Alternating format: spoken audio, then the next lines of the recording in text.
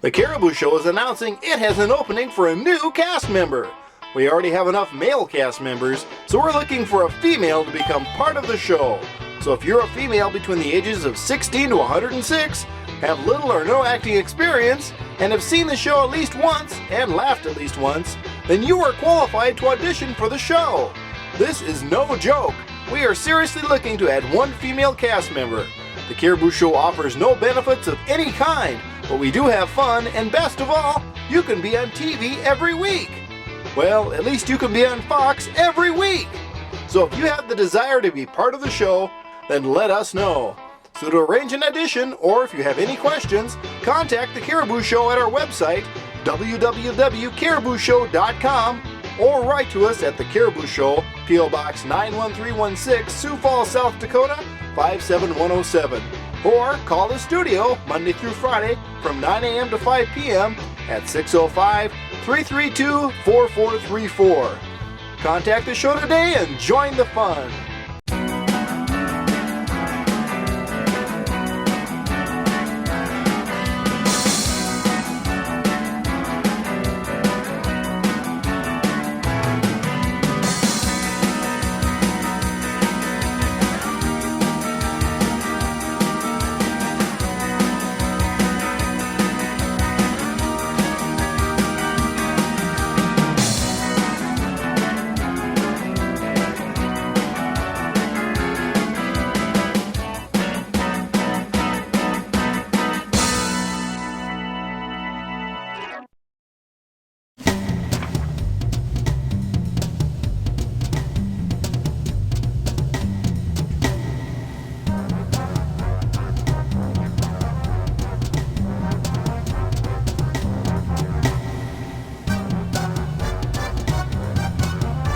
Welcome to KSFY News special news show what's this thing called again? A news magazine. KSFY News Magazine. And tonight we're going to examine, here in the Sioux Empire, one of the burning questions on everybody's mind, why Mitch Krebs got hair now. And to report on this, we've got ace KSFY News reporter Scott Pearson. Scott, welcome to the show. Thank you, Santa Rat. Now, I understand you've been snooping around because you're a reporter, and you've been finding out stuff about that Mitch Krebs hair. That's correct, Santa Rat. I spent the last couple of weeks intensely investigating the mystery of how Mitch Krebs seemed to have grown hair almost seemingly overnight. Well, for those people who don't have TV, and, well, what are you watching this then for? Anyway, let's show them a before and after picture of Mitch Krebs. As you can see before, his head was all shiny like the Dakota Dome, and now it's not. It's like, it's all hairy like a yak. But anyway, so Scott, tell me about it. You got a report or something about why he's got hair, right? That's correct, Santa Rat. Let's take a look at that now. Okay. Mitch Krebs. His new hair, where did it come from? Why did he do it? That's a question that's been burning heavily on many Americans' mind nowadays, what with the war and whatnot coming up. We thought we would find out why he did it and where he came from. We thought we would start by talking to his father, Mr. Mert Krebs. Bert offered us a valuable insight. So is it true that Mitch really has no penis? That is very correct. That's what I've heard. Yep, he has a vagina. So tell me, what was Mitch like as a child? Well, there's only one word to describe Mitch as a child, and that'd be pansy. See, Mitch was bald his whole life. You know, most kids, when they're born, they come out of the hopper, they ain't got no hair in their head. Some do, some don't. And gradually they grow hair. Mitch, he never had any to begin with. He got beat up a lot, you know, because he was basically because he was bald, and he was a pansy, so kids picked on him. His brothers and sisters picked on him. I let the kids pick on him because I didn't feel sorry for him one bit because, you know, he was bald and he deserved to be picked on. And another thing I think that hurts Mitch quite a bit is the whole family, his brothers, sisters, mom, aunts, uncles, myself, we have great, full head of hair. And he resented us his whole life for having it that way. And what could we do? You know, we tell him, hey, that's God. He did it that way, and that's how nature takes its course. And he had no hair, and the rest of the family got some. So that's one of the reasons he's such an ass today. Well, Mitch, my brother, God, I hated that bastard, that son of a bitch. I used to try to find the most creative things I could do to his bald head. One time, took the floor buffer to it. It was a little hard getting it up high enough to actually get him with that, but eventually it worked out and made his head even shinier than it was before. And just a whole plethora of things like that. But the real reason he probably hated me the most and we hated each other was I had a slight resemblance to Jack Osborne, and I think that's why he hated me the most, though. We also used to make fun of Mitch by telling him he looked like a lot of these people that are kind of famous, but a lot of people hate him, or not always hate him, but like Homer Simpson, Mr. Slate, the big tall bald guy from Night Court. You have Dick Vitale, and just many names you can make fun of him by calling him.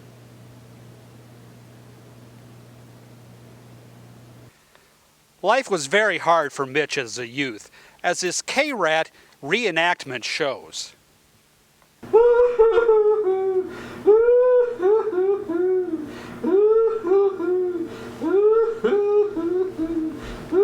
Mitch, what's the matter? What's the matter? I'm so sad because the kids at school keep picking on me because I'm bald. Well, of course you're bald. They're going to pick on you, and that's something you're going to have to accept. Well, I know you're a weenie and everything, but you keep on balling like that at school all the time, the kids are going to continue to pick on you, so you're going to have to suck it up and knock it off, or I'm going to have to punish you. You know what the punishment's going to be? Oh, what's that, Dad? I'm going to make eat your mother's cooking. Oh, no, not that. Hey, Dad, need me to toughen him up a little bit? You know, son, that's a pretty good idea. Why don't you get on in here and toughen him up a little bit? Get on in here.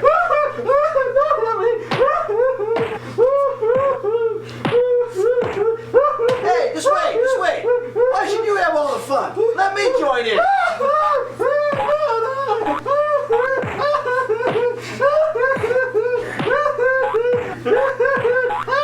Hey, just wait. Hey, since we're swinging these bats, let's go to the White Sox Royals game and beat up the first base coach. Come on, let's go. We'll leave this whiny ass here. I don't want to be bald anymore. I don't want to be bald anymore.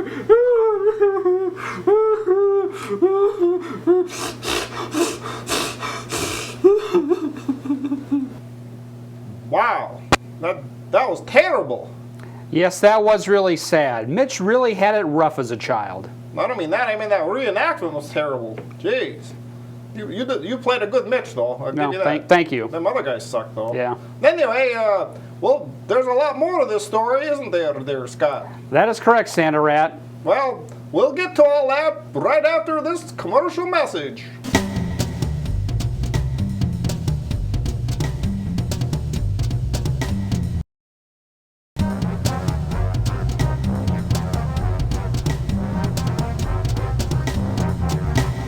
And welcome back to K-Rat's news magazine called the K-Rat News Magazine. I'm Santa Rat, and I'm here with reporter Scott Pearson.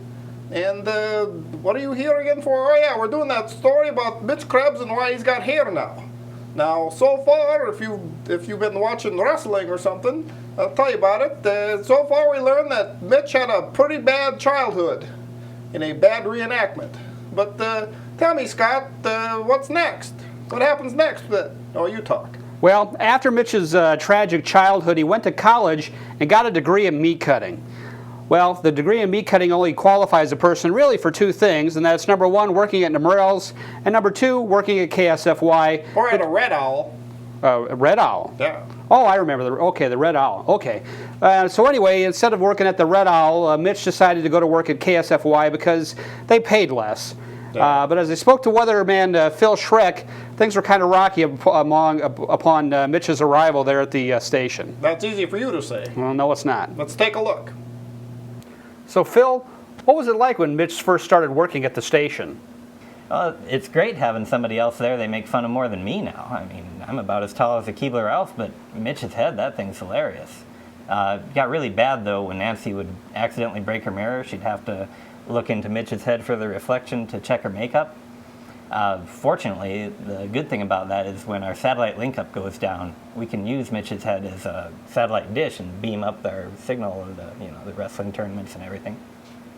The worst thing, though, when he first started, we didn't have our studio set up for that terrible shine that comes off his head and clouded out everything on the camera. I got a clip of that. Starry-eyed with the crowd's applause still ringing in her ears, 9-year-old Hannah Efkamu hesitantly walks from the Orpheum Theater's house to its lobby. There, her family waits to congratulate her on her performance with other Lowell Elementary School students during the annual holiday concert. It was scary at first, and took some getting used to, she says. But it was so much fun that more fun than school because there's a whole bunch of lights, and when the curtains are open, you can look out and see all the people cheering.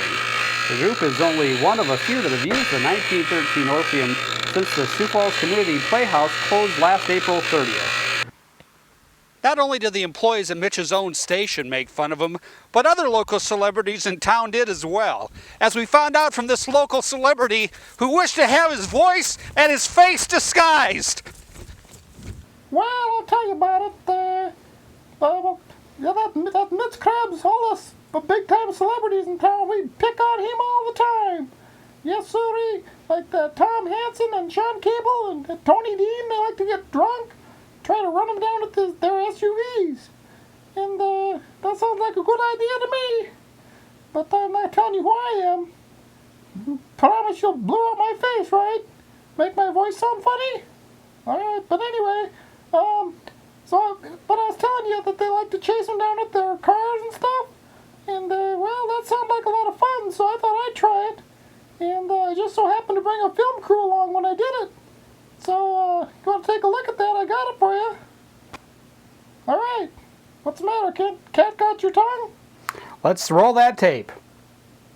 Who? Me? The guy's back in the truck. Oh.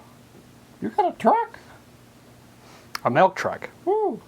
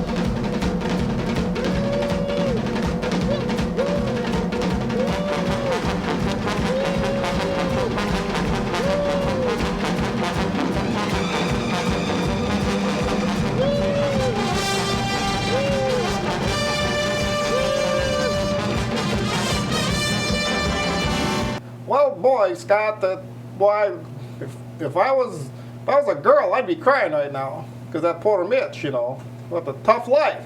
But anyway, tell me about it. What did Mitch Krebs do to turn his life around?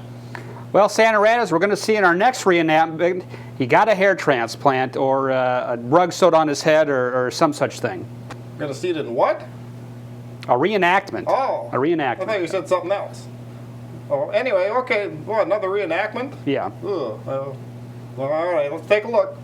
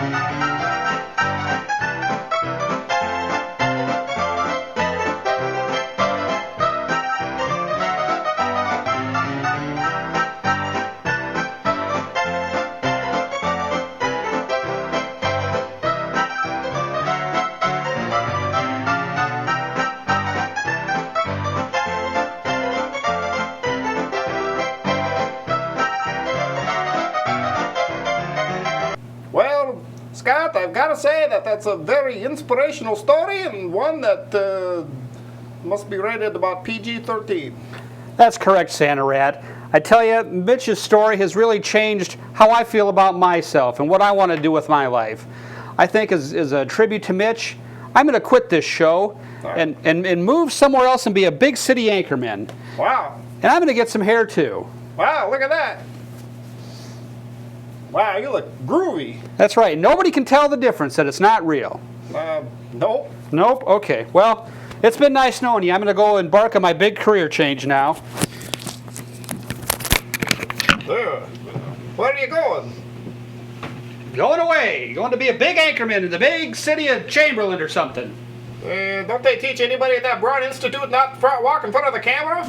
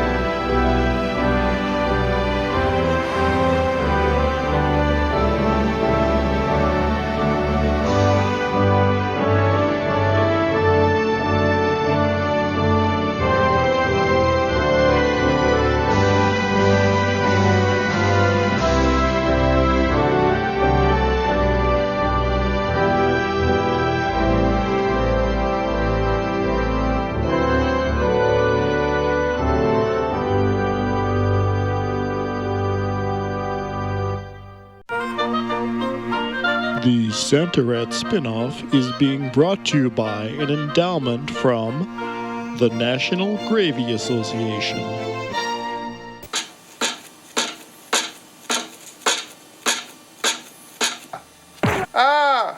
God dang it, summon the witch! Ouch! Ouch! Ouch! Ouch! Ouch! Ouch! Ouch! Santa Rat, a rat barely alive. We can rebuild him. We have the technology. Hey, how much is that gonna cost? How much do you have? $6 million. That's good, because with today's prices, $6 million will only get you a new bionic finger. But that finger will be better, faster, and stronger.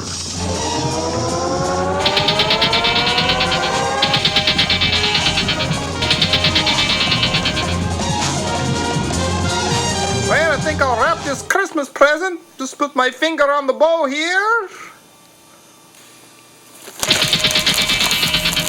Dang bionic fingers.